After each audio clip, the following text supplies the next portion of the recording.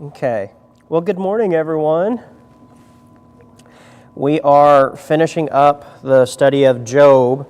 Our study of Job has been a little disorganized because of the weather. We've had so many interruptions, and we were going to switch over to the book of Judges.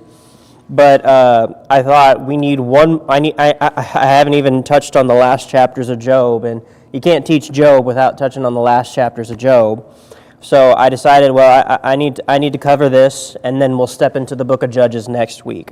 We've talked quite a bit about suffering. We've talked a bit about God and His perspective of suffering. We've talked about Satan. We've talked about, our response to suffering. We've talked about grief and the process of grief and helping others in grief, unlike what Job's friends did. And last time we got together, we were talking about how God came to Job. And God came to Job, and He's been talking quite a bit about His power and His wisdom. Right? We talked a little bit about wisdom and how does wisdom factor into all of this, and wisdom is really, it's a really big theme in the book and kind of an answer to the book in a sense, in that you have to consider how does wisdom of humanity play into it and how does wisdom of God play into it. So, when the end of Job, when you're reading Job for the first time, it's very unsatisfying, right? You don't get the closure you'd like. It reminds me of the new trilogy of Star Wars. Just a letdown. It's just you build it all up, and then you give me a letdown at the end. That's how it feels. What are some other stories that feel like they end terribly? Star Wars was the one that came to my mind. Does anyone have any thoughts? Like, what's a good story that ends bad? Like, you feel let down. There's Romeo and Juliet. Romeo and Juliet was one. Romeo and Juliet, you build up this wonderful love story, and they both die in the end. Job is kind of like that in the sense of you never get an answer. And this is how I know the book of Job wasn't written by a human, because we humans, we like our happy endings, don't we? Job himself here, so this terrible thing happened to Job. And he's asking God, why? His friends are saying, you deserve it. He's saying, I didn't. And then God comes to him and talks to him. And instead of giving some divine revelation, some golden answer, God says, look at the thunder, look at the rain, look at the stars. Look at the beasts. Look at the creatures. And that's it. That's it. That's all he says. That was all he says. It's very unsatisfying from that human perspective, right? And, a human would have tried to finish this story and put a nice little bow on it, making God the good guy, Satan the bad guy, and called it a day. But instead, God comes to Job, and if you allow me to be a little bit frank, a good summary of what God is saying is, shut up. He's saying, be quiet. He's saying, stop talking. Be silent. That's kind of what God is saying. And that's not the ending we would have wanted, especially when you're in Job's situation. When you're in Job's shoes, that's not what you want. But because we know God is always right, it's what He needed. It's what we need, right?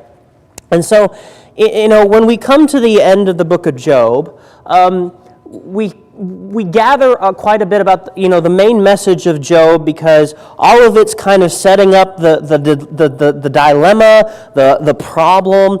Job is suffering and he feels like he's been wrong. Job's friends say, you deserve it. He's saying, no, I don't. God comes in. And this whole time, Job has kind of been saying, God, you owe me an answer. He's kind of been saying, God, you did something wrong, I'm innocent. He's saying, God's guilty and I'm innocent. He's saying, God has done something wrong, this is unjust. And God himself comes to him and says, you're justifying yourself over me, right? And so God kind of comes to Job and he kind of wakes him up. This is the first words that God says to Job. Who is this that darkens counsel by words without knowledge? I like the NIV. It's a little bit more modern. It says, who is this that obscures my plans with words without knowledge? Who is talking without knowing what they're saying? And the answer is Job, right? And it's interesting because at the end of Job, God tells Job, in one sense he's very wrong, and in another sense he's right. Because you have this, right? So Job and his friends were debating this whole time. But look at what God has to say about his friends. After the Lord had spoken these words to Job, the Lord said to Eliphaz the Temanite, that was the first friend, he said, my anger burns against you and your two friends, for you have not spoken of me what is right, as my servant Job has. Now that's a difficult verse, because again, God comes to Job and he says, you're talking like you know things, but you don't know things. And then he says to Job's friends, you guys are wrong and Job was right. And so, in one sense, Job is wrong, and in another sense, Job is right. And you have to kind of figure out how, right? And so, Job himself, he cannot fathom God's intentions behind his actions. Job's friends were trying to say, Job, you're guilty, God's punishing you. And we know for a fact that that's wrong because we read the first 2 chapters where it had God and Satan. Job isn't guilty. God isn't punishing him. They're wrong. But Job, in the book, is saying, no, I don't deserve this. And so I think Job was right in saying, I'm innocent, but he is wrong to say God did something wrong. Right? I think that's a fair assessment of what's going on here. How is it that Job is innocent and yet afflicted by God, yet God has done nothing wrong? That question is left hanging. There's zero answer. The only consolation the book really offers is that what Job is going through isn't necessarily a punishment. And to be fair, in that ancient world, in the ancient religions, in that ancient mythology kind of thinking, that was a novel idea. Even to some people today, that's a novel idea. The idea that bad things can happen to you and God's not mad at you, that's an idea that sometimes we forget. That just because something bad happens to you doesn't necessarily mean God is punishing you. And when you're in the middle of a Job-like trial, that's nice to know, isn't it? There's a little bit of comfort there. So the message of the book of Job is not that there's some grand answer to the problem of suffering, right? This book is not a philosophical treatise on suffering. It is not a debate where you find out the true answer in the end. No, the main message of the book of Job is very simply, why you suffer is not as important as how you respond. Job isn't told why he's suffering. He just isn't. He's told, yeah, you're not being punished, but he doesn't get any other answer besides that, right? He doesn't understand that whole struggle between God and Satan. He doesn't understand God's purpose behind all of this. Why was that just put to the side? I think because in our lives, in your life, you're not going to get to see behind the scenes either. You're not going to get to see God and Satan playing this out about you. You're not going to get to know why what happens to you. Why what happens to you happens to you. You're not going to get to know why. So the why is not as important as how you respond, right? When you have suffering, when you are suffering, and you don't have an answer as to why, The answer is to have faith. You know, if there was an answer to suffering, it would be found in the book of Job, but it's not. And so often, this is kind of how it happens when you are in a Job-like trial and when you're suffering. That's what we look for. We look for the meaning behind it all. We look for that golden answer. We ask God, why is this happening to me right here, right now? Well, he doesn't give you an answer. The answer is, trust him. And I suppose if you had an answer, you wouldn't need to trust him, would you? And so despite the ultimate message of Job, we still long for that answer, whereas the answer is actually just God himself, right? And so when we dive into God's speeches towards the end, so in Job chapter 38, God comes along and he speaks out of the whirlwind, right? This is when God approaches Job. And his first speech is kind of chapters 38, 39, and the first couple verses of chapter 40. And in this speech, he's really focusing on his wisdom and power, right? And that's kind of his whole emphasis throughout all of it, but if we were to take the theme of this speech, that's what it would be. And his kind of main point here is God governs a vast, complex, meaningful world that Job does not understand. He does not get to see it. He does not get to look at it. There are more things going on than Job gets to know, and that applies to us. There are more things happening than what we get to see. God is doing things, and you don't know. Right? God is very mysterious in the sense that it's a mystery. We don't understand why he does what he does. We don't understand what's going on behind the scenes. And that point itself should inspire a little bit of humility, should it not? See, God challenges Job's ability to understand creation. He says to Job, "Where were you when I laid the foundation of the earth?" Right? God highlights the limit of human knowledge. Job does not know how the world works at its deepest levels. We were talking about wisdom. How does wisdom factor into this? Well, on the one hand, God is wise so that he's in control of everything and he makes everything move in the right way and he knows how to make the right decision and he does the right things. Very complex, but he handles it all. Well, how does the wisdom for humanity work? Well, you can be in control of things you do, but at the end of the day, your wisdom is way lower than God's wisdom. Your wisdom is limited. We don't know what God's doing. We don't understand all the intricacies of God's duties of keeping this world together, of having created the world, of how he acts in this world. Our wisdom is limited. His wisdom is infinite. And so God displays his sovereignty over nature. He takes Job kind of through a tour through creation. Look at the seas, look at the storms, look at the light and darkness, look at the weather, look at the constellation.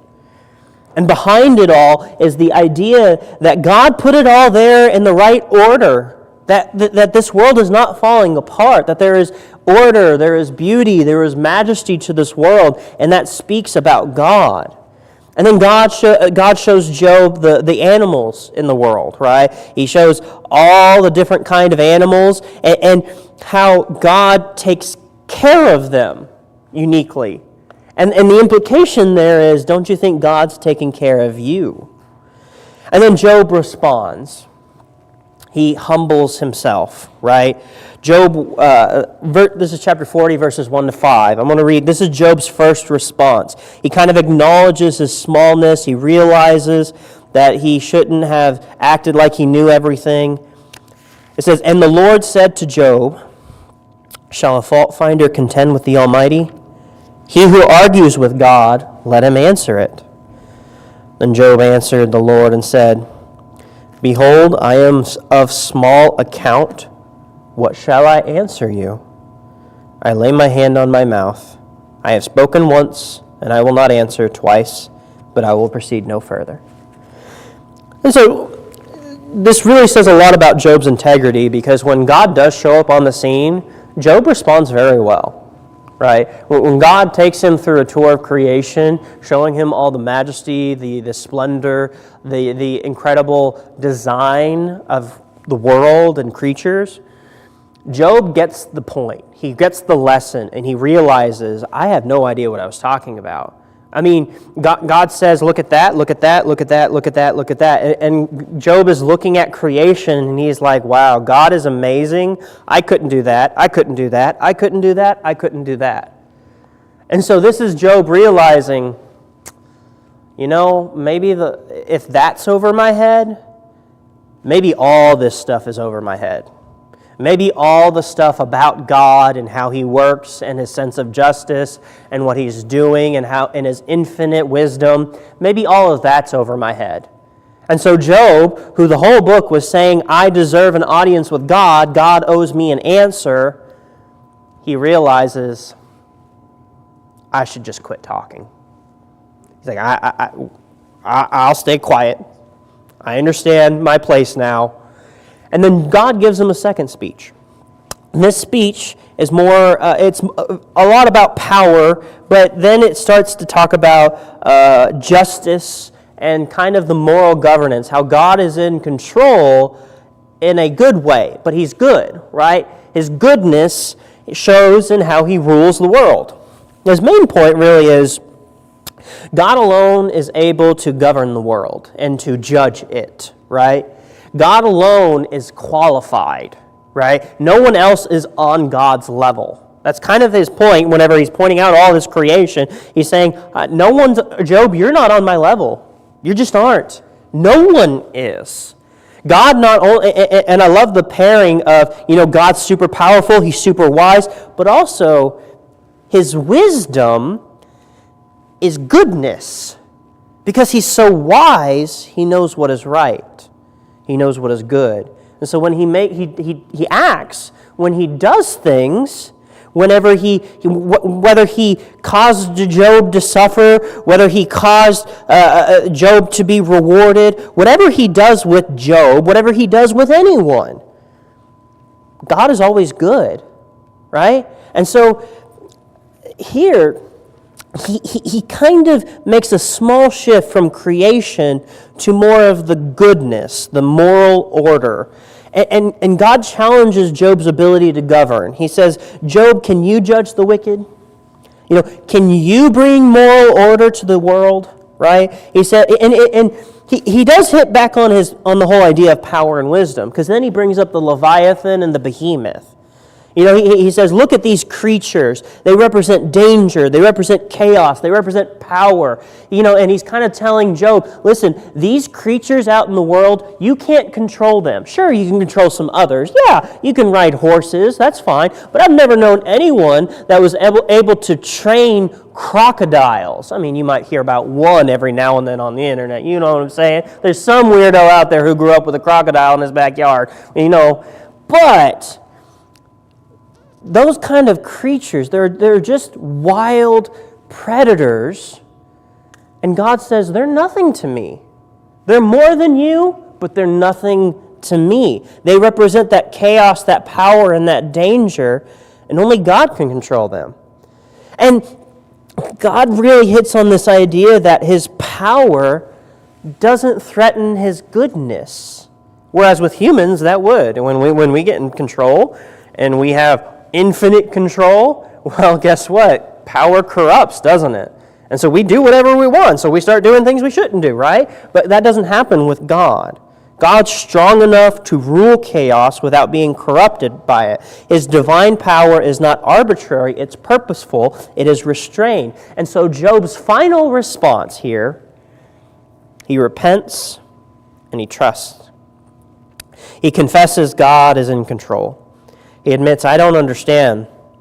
He repents, not of sin, not as if he was deserved what happened to him, but he repents of his pride, of his presumption, of him demanding an answer from God.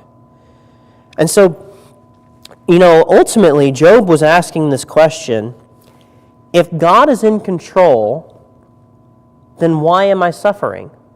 And God responded and said, well, if I'm in control, then I don't have to answer that question. And like I said, it's not the answer we want, but it's the answer we need. God rebukes Job for the audacity of thinking that Job could talk to God like an equal, because he's not. He doesn't charge Job with committing anything specific. That's why I think it was his attitude, right? So when we consider the book of Job, how do you feel about the fact that God really doesn't give an answer? I mean, can you see where I'm coming from when I say that's kind of a letdown a little bit? Just from like our human perspective. I'm not saying it's right to think this way. I'm saying it's not the answer that we wanted, right? I mean, am I alone in thinking that? I mean, do we agree with that? Shirley? Why he doesn't give an answer, I guess he doesn't have to. Mm-hmm. But the other part of that is then where's our faith? Where's our faith? Yeah. And I think, I wonder sometimes, and I don't know, I'm just wondering here, my mind does that. And I'm thinking, maybe sometimes God lets things, gives us trials, because he knows it can make us stronger. Yeah. It grow our faith. 100%. Much stronger. So maybe he gives us this from time to time when he sees we need it. Right. I don't know. Yeah. And certainly our New Testament tells us that, doesn't it? That God will allow trials in our lives so that we may grow, right? And that might have been part of what God intended here. Larry? It also says that he won't give us anything more than we can handle. Mm-hmm. So Job must have been a really strong person. He was. Yeah. God gave him Yeah. trials, and he may have questioned God, but he never did condemn God. No. Right. Right. He didn't abandon God, you know. In our American culture, we don't like the idea of unaccountable authority. We just don't, right? We don't like the idea of dictators. And if you look up the definition of a dictator, it's not always in a negative sense. Only in the last, 100 years has that word become always negative. The definition of a dictator, like you had in like the Roman Empire, was just someone who had complete control. Like no other person on their level. And that's what God is. But God is not an evil dictator, he's a benevolent dictator, but he's still a dictator in the sense of he has complete control. And so we don't like the idea in our American culture of someone who can never be questioned. We really don't like that idea, right? We don't have kings here. But so God didn't come to Job with this apology. God didn't come to Job because Job owed it, or that he owed it to Job. God didn't come to Job because Job was in charge. God came to Job because he loves him, right? He gives examples of power and authority in the behemoth and the leviathan to illustrate how powerful he is. Yeah, Kevin? If God had fully answered Job, he'd probably still be explaining it to him today. I like that. If God fully explained it to Job, he'd still be explaining it today. Yep. Because there's so much going on. And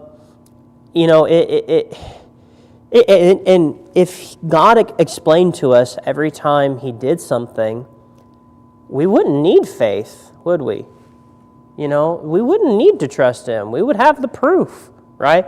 There wouldn't, and that faith and that trust, requires a little bit of mystery, and that little bit of mystery allows us to get closer to God in faith and trust, right? It really reminds me simply of my parents growing up would just say, because I told you so. As a kid, I didn't like that answer. I still don't, because I said so. Because you're the kid and I'm the parent. I don't like that answer, and that's kind of what God's telling Job. I'm in charge. You're only, you can trust me or not. I'm still in charge. But God wants us to trust him. And so God's kind of saying, because I said so, and Job just quietly accepts it, right? In Job chapter 40, looking at these speeches, the conversation kind of shifts from why am I suffering to am I qualified to judge God, right? So this is his second speech. God confronts Job directly, and then Job responds with humility, and then God starts his second speech. God started from speaking through the whirlwind, and his second speech is also through the whirlwind. I want to read a little bit. We're not going to be able to read all of this text, but I want to read a little bit of it. So it says, "The Lord answered Job out of the whirlwind and said, 'Dress for action like a man. I will question you, and you will make it known to me. Will you even put me in the wrong? Will you condemn me that you may be in the right? Have you an arm like God, and can you thunder with a voice like his? Adorn yourself with majesty and dignity. Clothe yourself with glory and splendor. Pour out the overflowings of your anger, and look on everyone who is proud and abase him.'" He's using a little bit of sarcasm here. He's like, "Job, show me that you're on my level," right? He says, "Look on everyone who is proud and bring him low and tread the wicked where they stand. Hide them all in the dust together. Bind their faces in the world below. Then will I also acknowledge to you that your own right hand can save you." God is kind of putting him in his place. He says, Job, can you administer perfect justice? Can you humble the proud? Can you judge the wicked? Can you save yourself by your own power? Can you clothe yourself with majesty and dignity like I can? And the answer is obviously no. And God's point is, if Job can't rule the world in a righteous way, if he can't rule the world at all, but he definitely can't rule it with perfect righteousness, well then Job's not in a place to judge God. Job is simply not on God's level, and he has no reason to act like it. And that applies to us too. We're just simply not on God's level, and so we should never act like it. We should never get to this point where we're accusing God of doing something wrong. We should never, doubts are okay, because being skeptical are okay to a point when you come to God and say, "God, I'm kind of confused." That's kind of what the sermon's about today. But Job took it a little bit too far in saying, "God, you owe me an answer." God doesn't owe you an answer. You can ask for an answer, but he doesn't owe you an answer. The difference is that heart, right? It's that attitude. And God gets to the behemoth, right? And the Leviathan, right? So the behemoth is this creature of immense strength, fearsome, untamable. It's illustrating God's unmatched power. He says a little bit about this. He says, "Behold, behemoth, which I made as I made you. He eats grass like an ox. Behold, his strength is in his loins, and his power in the muscles of his belly. He makes his tail stiff like a cedar. The sinews of his thighs are knit together." Job is learning about the wisdom. The beginning of wisdom is the fear of the Lord. Creation demonstrates God's power. That power is beyond ours, and so that should humble us. Making you realize someone is over you and you're accountable to that person, that's going to bring about humility in your life. And that brings about wisdom, realizing, okay, whatever I do, I'm accountable to a God, and that means I have to make good decisions. That's wisdom. So God's not really trying to crush Job's spirit. He's trying to redirect him. He's not saying Job is guilty of terrible things. He's saying, Job, we need to adjust your attitude. And God really emphasizes his just nature. Job 40, verse 8, he says, "Would you discredit my justice? Would you condemn me to justify yourself?" We get to chapter 41, still God's second speech. And he brings up the Leviathan. His point is still the same. Look at this unmatched creature. I made it. I master it. That shows you how much power I have. It says, "Can you draw out Leviathan with a fish hook, or press down his tongue with a cord? Can you put a rope on his nose, or pierce his jaw with a hook? Will he make many pleas to you? Will he speak to you with soft words?" The idea that, can the Leviathan be domesticated? No, right? Especially not back then. Nowadays, we're so advanced technology-wise and our advanced civilization, we can get most animals in zoos, of course, but at the end of the day, those animals are still 10 times, 100 times more powerful to us. It doesn't change that they're wild beasts, and you should be afraid of them, right?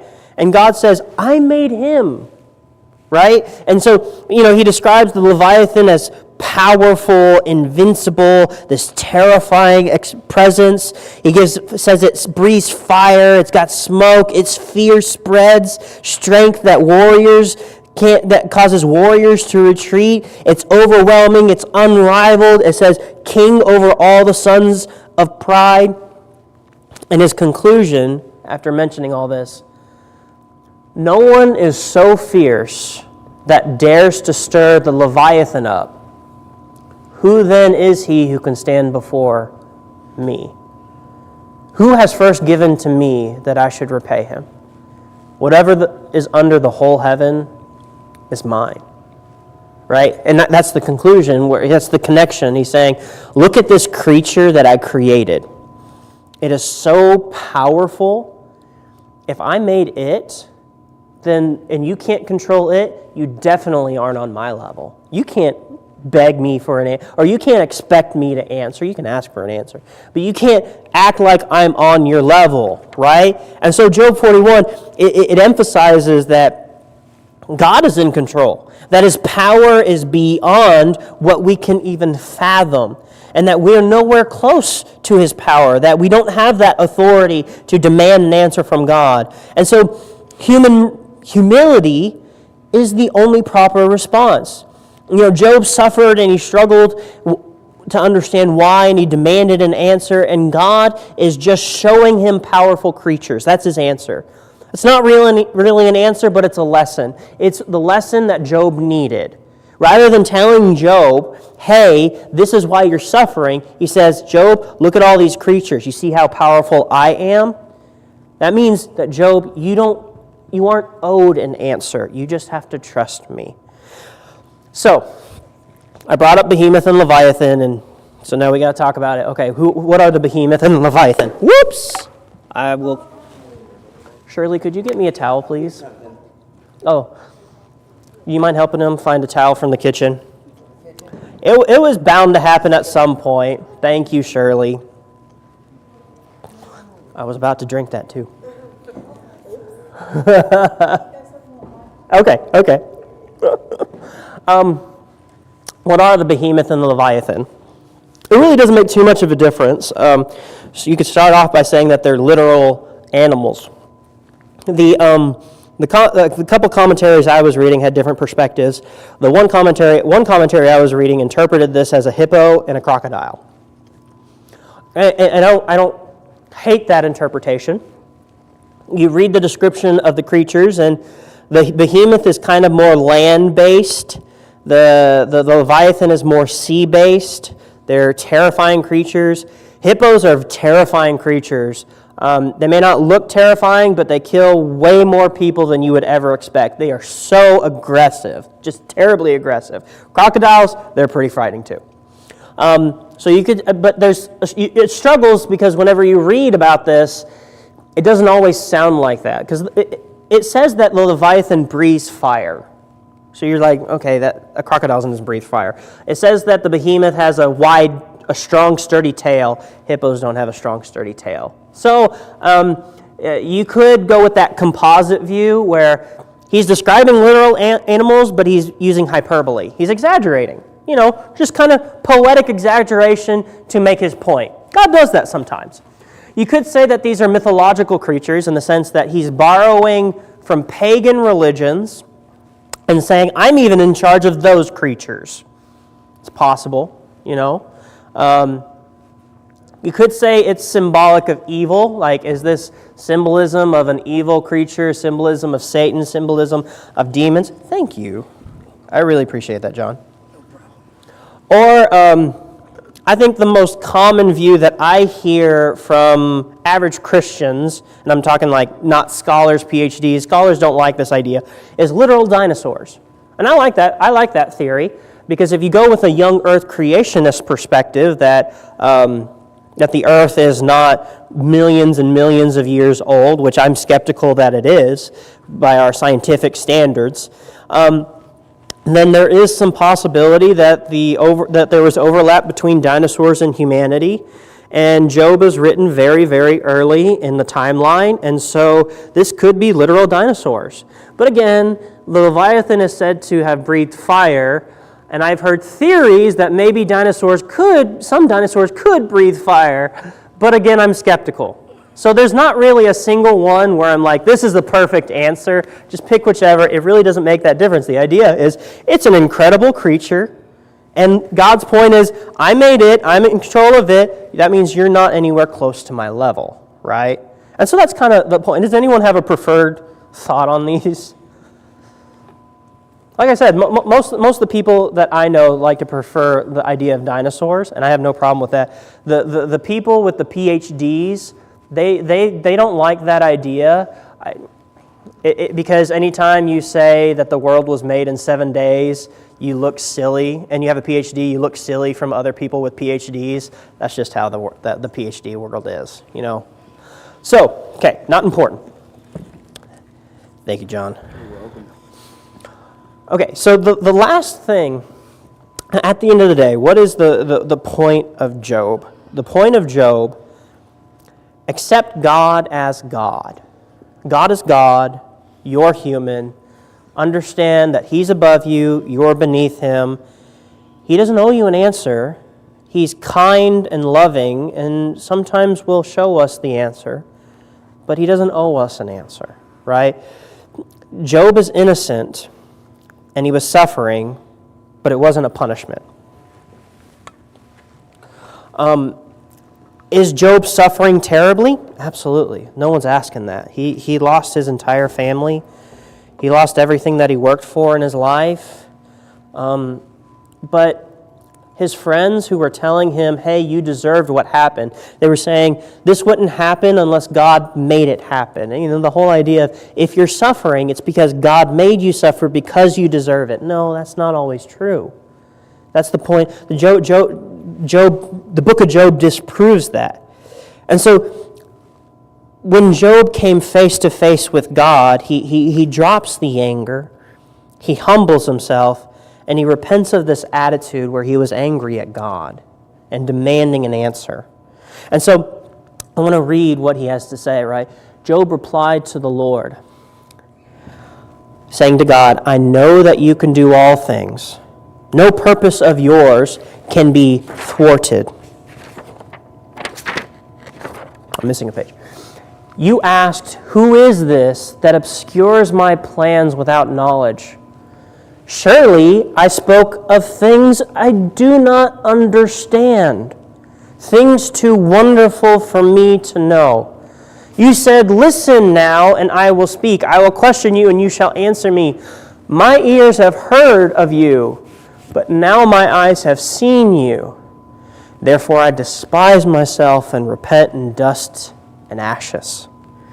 I think for me, my favorite part of the book of Job is that verse 3, the second half of verse 3. He says, surely I spoke of things I did not understand, things too wonderful for me to know.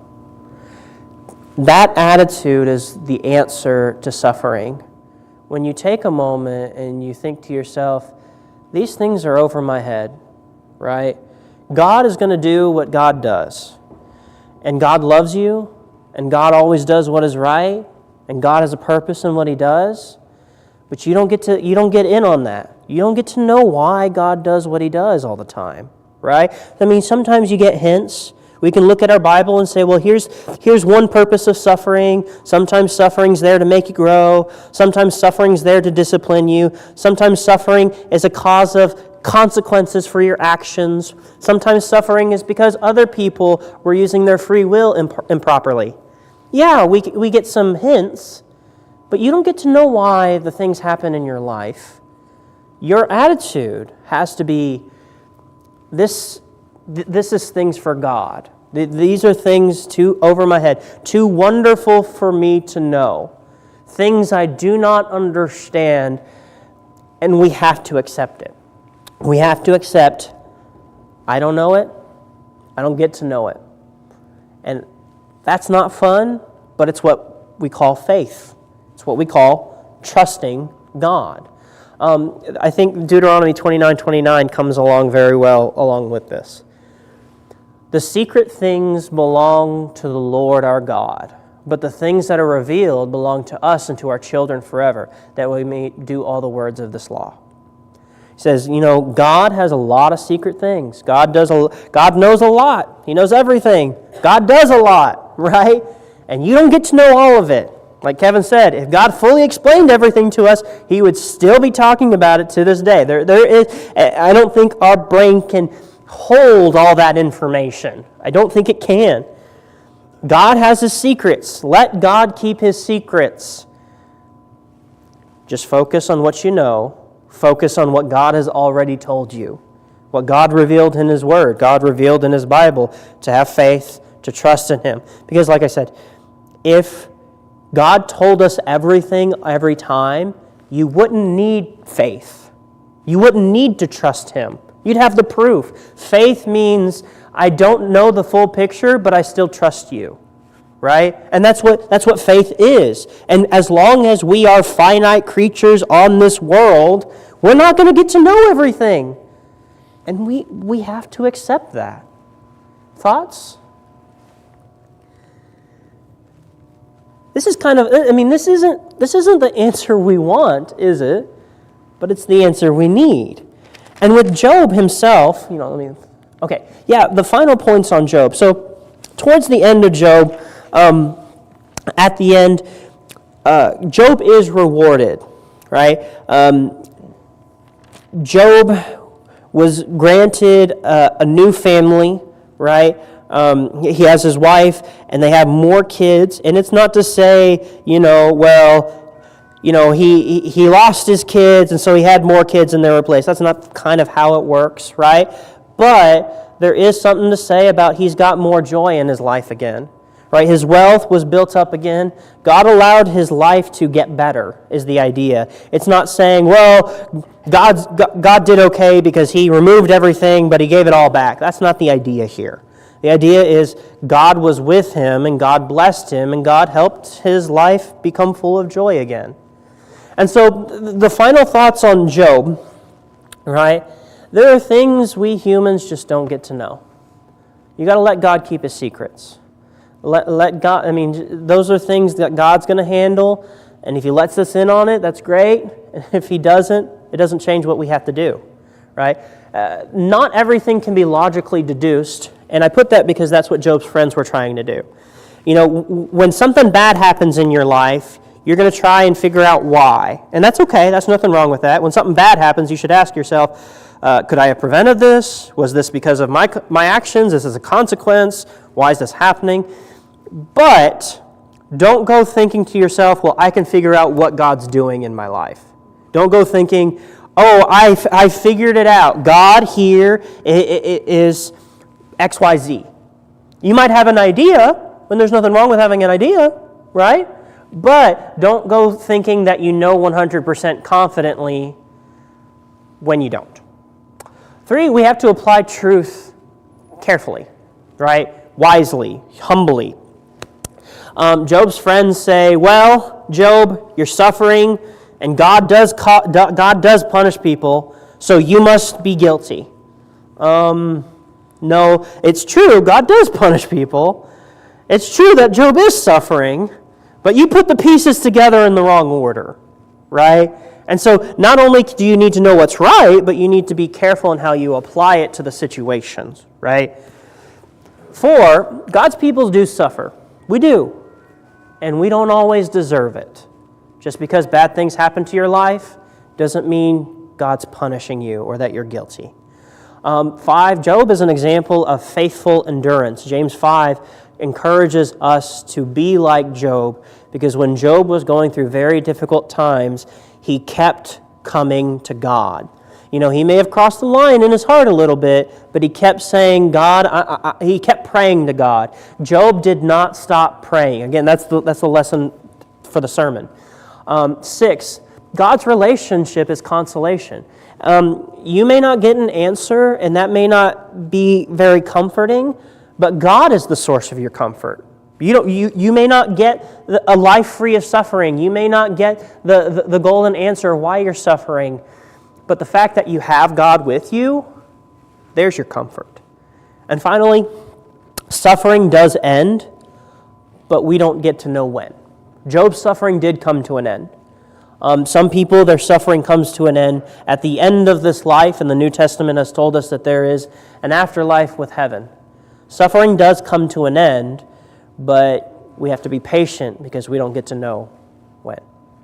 And that's the book of Job. So next week, we are going to begin the book of Judges. That is the plan, because LTC, the kids are studying the book of Judges, and we're going to study it with them. All right, I hope you're having a good morning. Thanks for braving the cold this morning.